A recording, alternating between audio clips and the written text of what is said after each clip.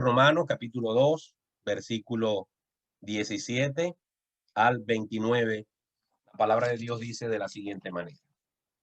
He aquí, tú tienes el sobrenombre de judío y te apoyas en la ley y te glorías en Dios y conoces su voluntad e instruido por la ley, apruebas lo mejor y confías en que eres guía de los ciegos, luz de los que están en tinieblas, instructor de los indoctos, maestro de niños, que tienes en la ley la forma de la ciencia y de la verdad.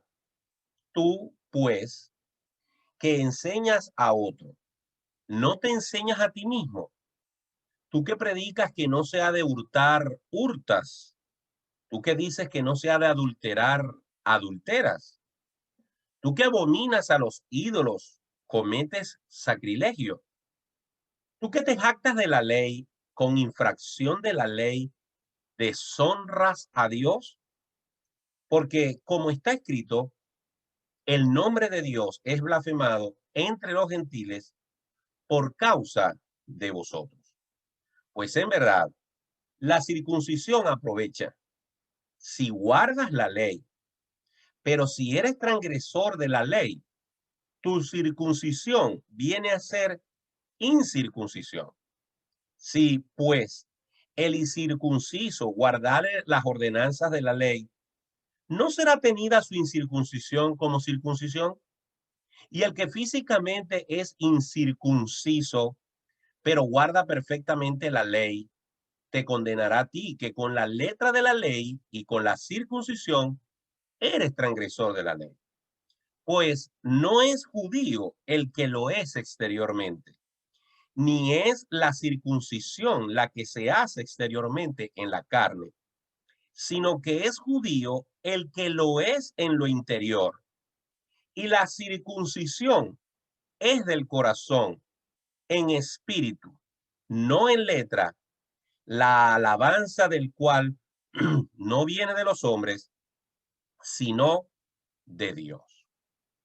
Bien, en el capítulo, perdón, en el estudio de hoy, donde estaremos terminando el capítulo 2, es bueno siempre mirar un poquito hacia lo anterior, hacia lo que ya hemos visto, y recordar algunas cosas puntuales que hay que tener siempre presente al momento de hacer o continuar con el estudio de Romanos.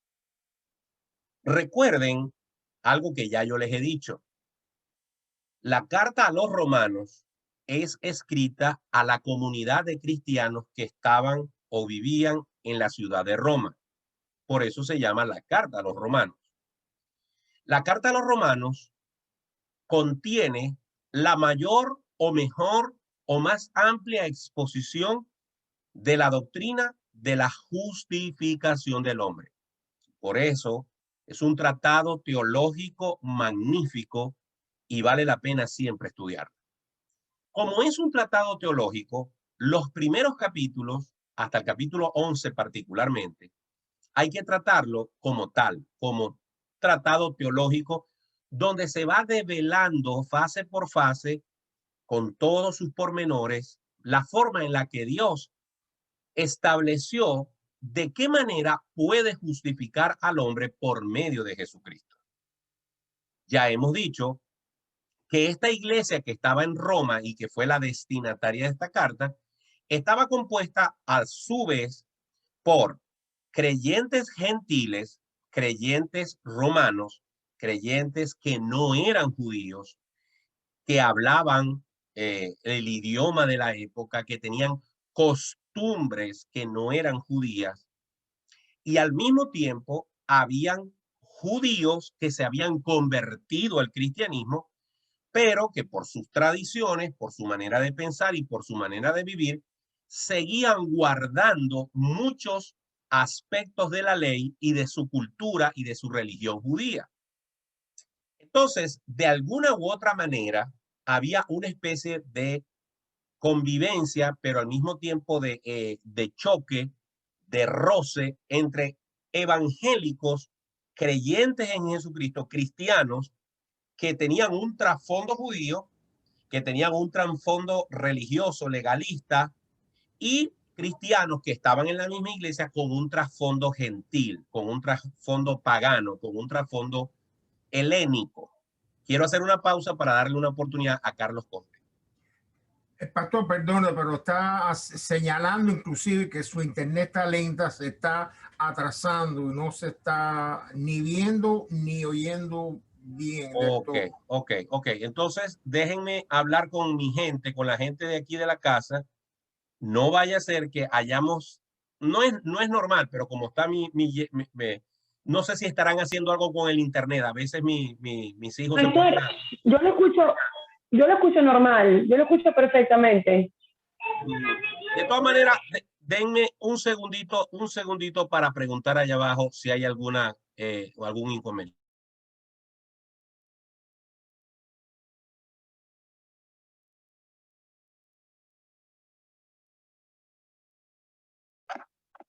¿Cómo está, hermana Reiniela?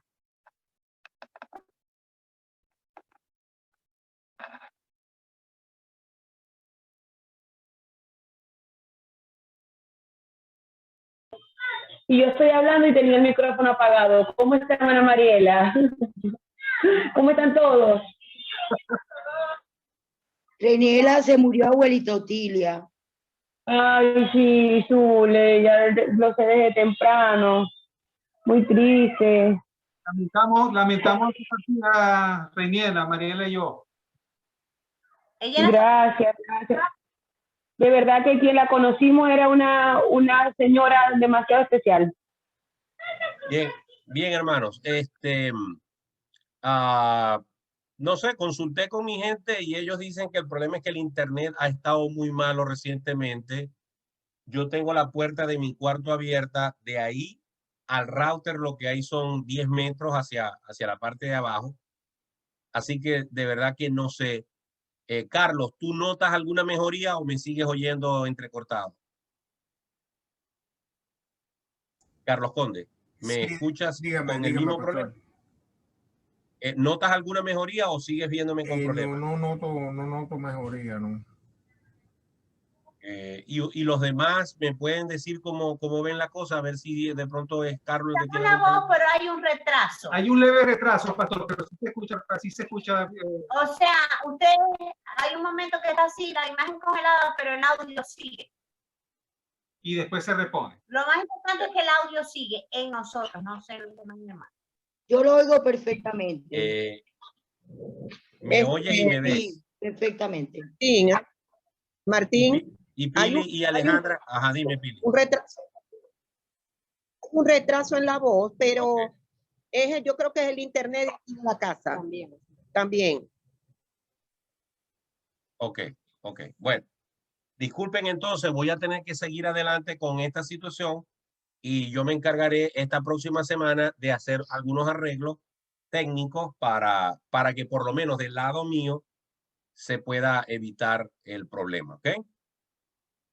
Bien, volviendo al punto, decía que es muy importante siempre recordar algunos aspectos, pero durante todo el estudio es importante que ustedes y yo mantengamos pendientes y latentes el hecho de que la comunidad, el auditorio que está escuchando, que está recibiendo esta carta del apóstol Pablo, históricamente, porque ahora somos nosotros que 2000 años la podemos leer, pero en aquel momento quienes estaban recibiendo la carta era un auditorio de una mezcla de cristianos gentiles y de cristianos judíos, ¿ok?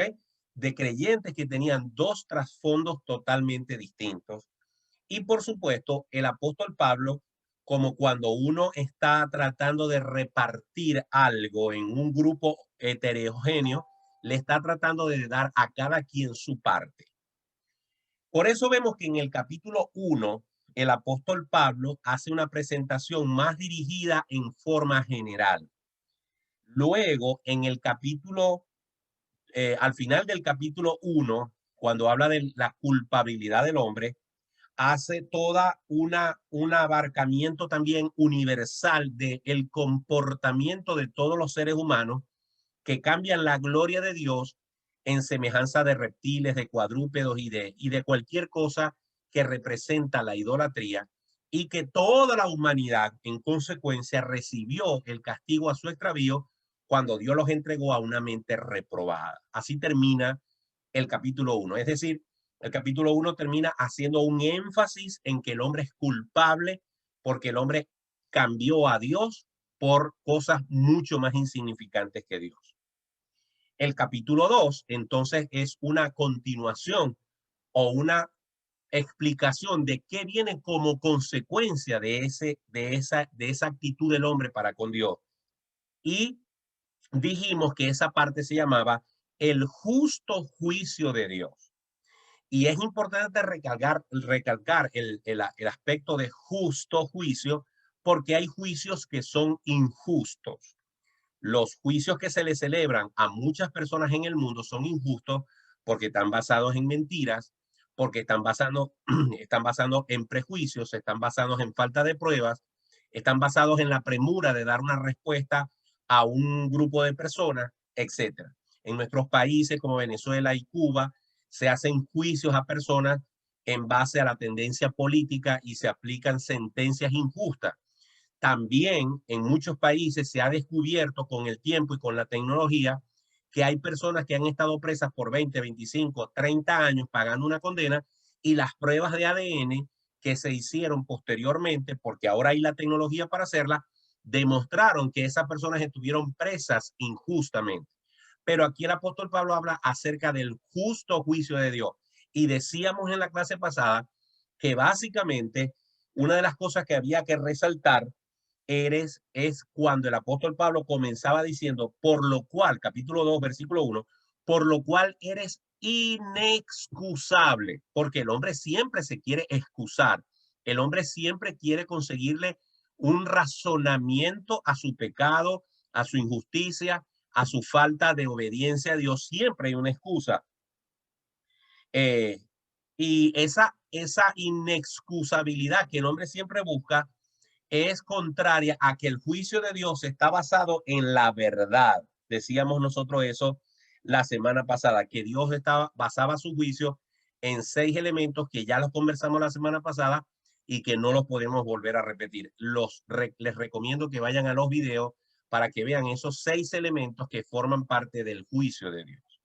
Bien, hasta ahí, hasta ese momento, Pablo le está hablando a una comunidad más que todo de la tendencia gentil. Pero ahora el apóstol Pablo termina el capítulo 2 dirigiéndose particularmente a los judíos. ¿Por qué? Porque los judíos representan la base del grupo de seres humanos que recibieron el evangelio por primera vez. Decíamos en otros capítulos, en otros estudios, que los judíos tuvieron ese privilegio de haber sido elegidos por Dios desde Abraham en adelante. De Abraham Dios se hizo este pueblo para sí. Y además de eso, los judíos tuvieron el privilegio de escuchar el evangelio. Decíamos y mencionábamos lo que dice Juan capítulo 1, 11 y capítulo 1, versículos 11 y 12. A los suyos vino y los suyos no le recibieron, mas a los que le recibieron, a los que creen en su nombre, les dio la potestad de ser hechos hijos de Dios. Los judíos tuvieron ese privilegio. El Mesías fue judío y toda la provisión de salvación para la humanidad viene precisamente del pueblo judío. Pero también es cierto que con los judíos se presenta un terrible conflicto.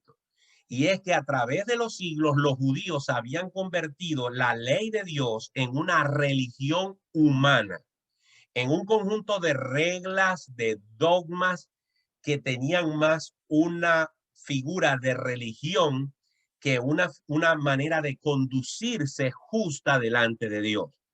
Ellos habían convertido la ley de Dios en un conjunto de reglas humanas, y la religión los había convertido en personas que pensaban que tenían el privilegio de ser mejores que los demás, y que por cumplir con esos preceptos religiosos ellos tenían el derecho de ir al cielo y tenían el derecho de que Dios los salvara. De tal manera que aún muchos cristianos con un trasfondo judío seguían confiando en la ley. ¿Se acuerdan de Gálatas? ¿Se acuerdan de esa carta? En Gálatas nosotros vimos cómo hermanos que eran gentiles estaban siendo influenciados, estaban siendo contaminados por judíos que le estaban diciendo el evangelio no es suficiente. Hay que sumarle la ley, hay que sumarle las fiestas, hay que sumarle todo lo que tiene que ver con la religión judía para que el evangelio funcione. Y contra eso fue que Pablo predicó hasta la saciedad. Bueno, aquí Pablo no está haciendo otra cosa sino ratificando esa concepción, esa claridad doctrinal de que la salvación es por medio de la fe y no por medio de las obras, que es por medio de la gracia y no por medio de la ley. Entonces, el discurso para el pueblo, para la parte judía de los cristianos en Roma, alcanza aquí o es calificado aquí como un discurso en contra de la hipocresía religiosa. Es decir, Pablo no va a entrar en el tema de la justificación si primero no le da su parte de reprimenda, de exhortación, de regaño a ese grupo de cristianos que seguían de alguna manera confiando en la ley para ser justificados. Además, el Espíritu Santo, que es el que inspira a Pablo, que es el que inspira a los otros 30 y pico autores de la Biblia, el Espíritu Santo sabía que esta carta, al igual que otros textos bíblicos, serviría como fuente de doctrina, de comportamiento para la iglesia del futuro. Es decir, cuando el Espíritu Santo le entregó esto a Pablo para que lo escribiera, también estaba pensando en cada uno de nosotros que de alguna manera íbamos a leerla y también íbamos a ser edificados con ella. De tal manera que nosotros podemos ver aquí una exhortación a abandonar la hipocresía de la religión, porque también los cristianos evangélicos podemos caer en esa hipocresía. Podemos caer en la idea, en la concepción de que nosotros, al estar abrazados al evangelio y cumplir con una serie de preceptos evangélicos, también nosotros podemos caer en la tentación de confiar en esa religiosidad, de juzgar a otros creyendo que nosotros no somos dignos de juicio y al final, sobre todo, caemos en la tentación del doble discurso, de lo que se dice para afuera y de lo que se practica en la vida privada. Es decir, hay una contradicción entre lo que se predica y lo que se hace. Básicamente, esta parte del texto de Romanos está basada en ese punto. ¿Y cómo lo vamos a ver aquí? Bueno, en primer lugar, desde el versículo 17 hasta el versículo 24, desde el versículo 17 hasta el versículo 24, Pablo hace en una forma, desde mi punto de vista, ojo, desde mi punto de vista, Pablo en una forma irónica, ¿verdad? Está diciéndole a los judíos, ¿cómo es posible que si tú te crees, si tú piensas, si tú te consideras que eres la tapa del frasco de las religiones, cómo es que si tú crees y tú piensas que tú tienes la verdad en la mano, cómo es posible que tú no vivas de acuerdo a esa verdad?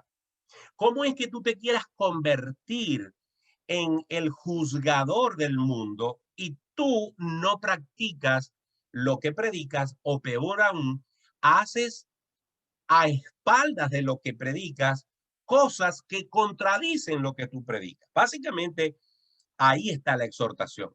Y sin duda, esta exhortación va para los creyentes que iban a leer la carta, también iba a ir para los otros judíos que no eran creyentes, pero que de alguna manera iban a oír o a leer esta carta, y nos iba a servir a nosotros que no somos judíos, pero sí somos a veces evangélicos de nombre, pero no de práctica. Es decir, que confiamos también en nuestra religión evangélica, confiamos también en nuestros preceptos evangélicos, pero no confiamos o no vivimos de acuerdo a esa predicación. Fíjense, por ejemplo, que el versículo 17 dice, he aquí, tú tienes el sobrenombre de judío y te apoyas en la ley y te glorías en Dios. Es decir, Pablo lo que le está diciendo es aquí, tú te consideras practicante de la religión verdadera, del judaísmo. Y dice el versículo 18, por eso digo desde mi perspectiva que Pablo lo hace en forma irónica. Y conoces su voluntad e instruido por la ley, apruebas lo mejor. ¿Qué dice la Biblia? Al que más se le da, más se le pide. Y también Jesús en alguna oportunidad dijo, es mejor que no hubiesen conocido, porque se les va a demandar más por conocer. Es decir, los judíos creían que ellos tenían la verdad, que ellos eran la religión verdadera. Y Pablo se los está ratificando. Incluso el versículo 19 les dice, y confías, yo traduciría eso, y piensas, te la das de que eres guía de los ciegos. Es decir, yo tengo la luz. Dice un refrán que el tuerto en un pueblo de ciegos es el rey. Es decir, los judíos pensaban que ellos eran los que tenían la luz y que los demás eran los ciegos. Y confías, versículo 19, y confías que eres guía de los ciegos, luz de los que están en las tinieblas. A mí me parece que ahí Pablo está siendo irónico. Es decir, básicamente les está diciendo, ustedes se la dan de. Tú crees que eres realmente la última Coca-Cola del desierto. Versículo 20. Instructor de indoctos, maestro de niños, que tienes en la ley la forma de la ciencia y de la verdad. Es decir, a ti nadie te puede instruir. Tú tienes una respuesta para cada cosa. Tú eres, y tú piensas que tú eres realmente alguien que eres, no es innecesario que alguien te enseñe porque tú lo sabes todo. Versículo 21. Tú pues que enseñas a otro, no te enseñas a ti mismo. Aquí viene entonces la parte de la reprimenda.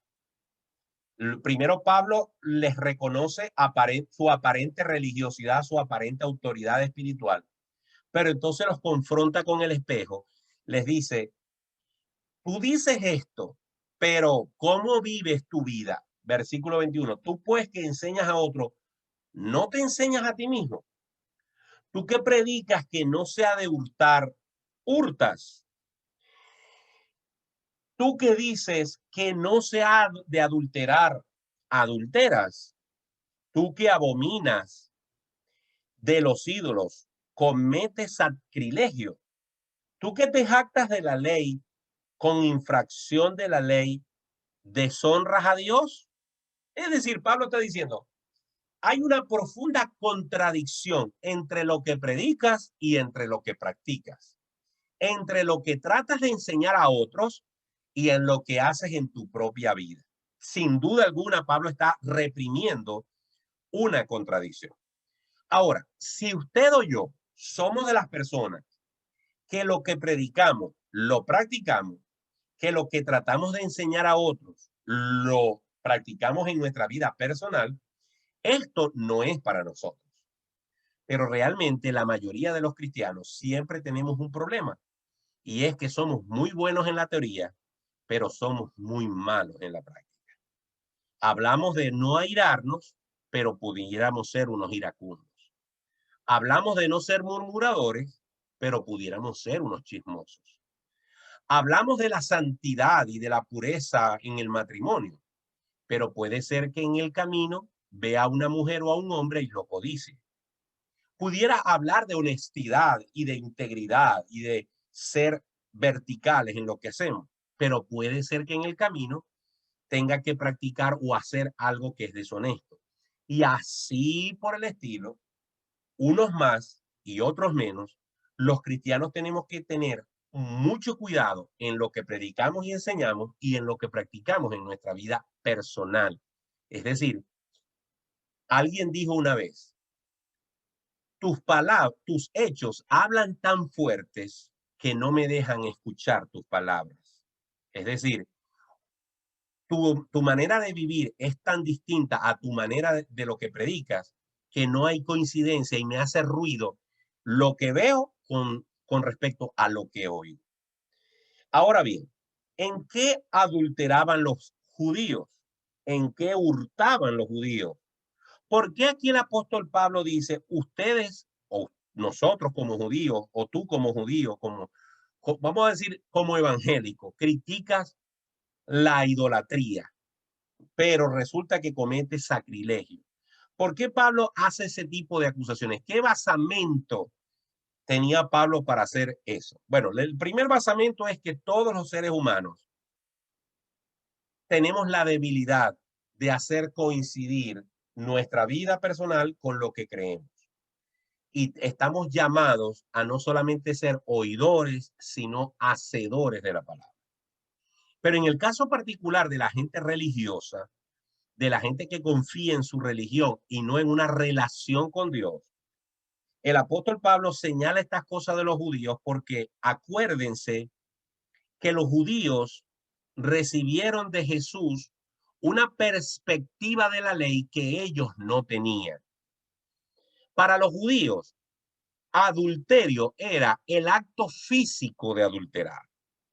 Es decir, que para que alguien fuera adúltero, tenía que tener una relación íntima con alguien que no fuera su pareja, su esposo, su esposa.